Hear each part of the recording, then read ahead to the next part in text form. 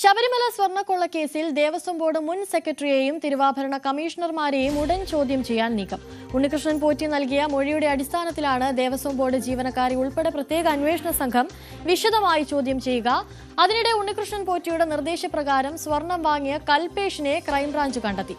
Jewellery ഉടമ പറഞ്ഞതനുസരിച്ചാണ് smart ക്രിയേഷൻസിൽ നിന്ന് സ്വർണം വാങ്ങിയതെന്ന് കൽപേഷ് പറഞ്ഞു. ഉടമയുടെ നിർദ്ദേശമനുസരിച്ച് താൻ സ്വർണം മറ്റുരുപ്പടികളും എടുത്ത് മറ്റ് സ്ഥലങ്ങളിൽ എത്തിക്കാറുണ്ടെന്ന് ഇയാൾ മൊഴി നൽകി. ചെന്നൈയിലെ ജ്വല്ലറിയിലെ ജീവനക്കാരനാണ് രാജസ്ഥാൻ സ്വദേശിയായ കൽപേഷ്. 13 വർഷമായി ചെന്നൈയിലെ സ്വർണ്ണക്കടയിൽ ജോലി ചെയ്തു വരികയാണ്. ജെയിൻ എന്നയാളാണ് കൽപേഷ് ജോലി ചെയ്യുന്ന സ്വർണ്ണക്കടയുടെ ഉടമ. ശബരിമലയിലെ കട്ടിള കൊണ്ടുപോയി സ്വർണം എടുത്ത കേസിൽ 2ാം പ്രതിയാണ് കൽപേഷ്. ഉണ്ണികൃഷ്ണൻ പോറ്റിയുടെ മൊഴിയുടെ അടിസ്ഥാനത്തിലാണ് ഇയാളെ പ്രതി ചേർത്തത്. ജ്വല്ലറി ഉടമയുടെ നിർദ്ദേശപ്രകാരമാണ് സ്മാർട്ട് ക്രിയേഷൻസിൽ നിന്ന് സ്വർണം വാങ്ങിയതെന്നും ഉണ്ണികൃഷ്ണൻ പോറ്റിയെ അറിയില്ലെന്നും കൽപേഷ് പറഞ്ഞു.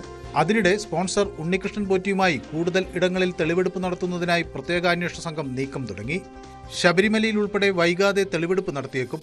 ഇടപാടുമായി ബന്ധപ്പെട്ട് ഉണ്ണികൃഷ്ണൻ പോറ്റിയെ വിശദമായി ചോദ്യം ചെയ്യാനും അന്വേഷണ സംഘം തീരുമാനിച്ചിട്ടുണ്ട്. ഇതോടൊപ്പം ദേവസ്വം ബോർഡ് ജീവനക്കാരെ ഉൾപ്പെടെ ചോദ്യം ചെയ്യും. ദേവസ്വം ബോർഡ് മുൻ സെക്രട്ടറി ജയശ്രീ, തിരുവാഭരണ കമ്മീഷണർമാരായ ബൈജു, രാധാകൃഷ്ണൻ എന്നിവരെ ഉൾപ്പെടുത്തിയാകും ചോദ്യം ചെയ്യലിനായി വിളിച്ചു വരുത്തുക. ഉദ്യോഗസ്ഥർ പങ്ക് തെളിയിക്കുന്ന വിവരങ്ങൾ ലഭിച്ചാൽ മുരാരി ബാബുവിന് പിന്നാലെ ജീവനക്കാർക്കുമെതിരെ അറസ്റ്റ് ഉൾപ്പെടെയുള്ള തുടർ നീക്കങ്ങൾ SITയുടെ ഭാഗത്തുനിന്ന് ഉണ്ടാകും. ന്യൂസ് 18 തിരുവനന്തപുരം. കോഴ്സ് ഫീസ് കുത്തനെ ഉയർത്തിയതിനെ തുടർന്ന് പഠനം ഉപേക്ഷിച്ച് ബിരുദ വിദ്യാർത്ഥി. താമരശ്ശേരി സ്വദേശി അർജുനാണ് കാർഷിക സർവകലാശാലയിലെ പഠനം ഉപേക്ഷിച്ച് TC വാങ്ങി നാട്ടിലേക്ക് മടങ്ങിയത്. തിരുവനന്തപുരം വെള്ളായണി കാർഷിക സർവകലാശാലയിലെ 1ാം വർഷ ബിരുദ വിദ്യാർത്ഥിയായിരുന്നു അർജുൻ. പ്രവേശന സമയത്ത് വിജ്ഞാപനത്തിൽ പറഞ്ഞിരുന്നത് ഒരു സെമസ്റ്ററിന് 12,000 രൂപയായിരുന്നു. എന്നാൽ പുതിയ വിജ്ഞാപന പ്രകാരം ഫീസ് കുത്തനെ ഉയർത്തി. ഹോസ്റ്റൽ ഫീസ്, അനുബന്ധ ചെലവുകൾ എന്നിവ കണക്കിലെടുക്കുമ്പോൾ ഒരു വർഷം 1.5 ലക്ഷം രൂപയിലധികം ചെലവ് വരും.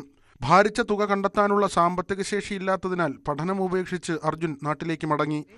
യൂണിവേഴ്സിറ്റി പതിവിലുള്ള ഫീസിനെക്കാട്ടിലും 3 ഇരട്ടി ഫീസ് കൂട്ടിയിട്ടുണ്ട്. അപ്പോൾ അത് അഫോർഡ് ചെയ്യാൻ പറ്റാത്തതുകൊണ്ട് തന്നെയാണ് ഞാൻ ഇറങ്ങിയത്. ഏകദേശം ഒരു 8 സെമസ്റ്റർ പഠിക്കുമ്പോഴേക്കും ഒരു പ്രൈവറ്റ് കോളേജിൽ അടയ്ക്കേണ്ട തുക ഞാൻ ആ കോളേജിൽ അടയ്ക്കേണ്ടി വരും. അതുകൂടാതെ ഹോസ്റ്റൽ ഫീസ്, നമ്മുടെ ചിലവ് എന്നൊക്കെ പറഞ്ഞ് നല്ലൊരു എമൗണ്ട് അടയ്ക്കേണ്ടി വരും. അപ്പോൾ അതിന് എനിക്ക് വലിയ താല്പര്യമില്ല. പിന്നെ വേഗമുള്ളൊരു ഓപ്ഷൻ എന്താ വെച്ചാൽ ലോൺ എടുക്കണം. ലോൺ എടുത്തിട്ട് ഒരു സർക്കാർ കോളേജിൽ പഠിക്കുക എന്ന് പറഞ്ഞിട്ടുണ്ടെങ്കിൽ അറിയാലോ എത്രത്തോളം ബുദ്ധിമുട്ടായിരിക്കും എല്ലാവർക്കും. അപ്പോൾ അതുകൊണ്ടാണ് ഞാൻ അവിടുന്ന് കാര്യമായിട്ട് ഇറങ്ങാനുള്ള റീസൺ. +2 പഠനത്തിന് ശേഷം നീറ്റ് പരീക്ഷ എഴുതിയാണ് അർജുൻ സർവകലാശാലയിൽ പ്രവേശനം നേടിയത്. വീണ്ടും പ്രവേശന പരീക്ഷ എഴുതി കുറെ കൂടി മികച്ച സ്ഥാപനത്തിൽ പ്രവേശനം നേടാനാണ് അർജുന്റെ നീക്കം. താമരശ്ശേരിയിലെ സാധാരണ കർഷകനാണ് അർജുന്റെ പിതാവ്. സർവകലാശാലയിലെ വൻ ഫീസ് വർധനയ്ക്കെതിരെ വിദ്യാർത്ഥി സംഘടനകൾ പ്രതിഷേധമുയർത്തിയെങ്കിലും സാമ്പത്തിക പ്രതിസന്ധി മറികടക്കാൻ ഫീസ് വർധന അനിവാര്യമെന്നാണ് അധികൃതരുടെ നിലപാട്. ന്യൂസ് 18 കോഴിക്കോട്.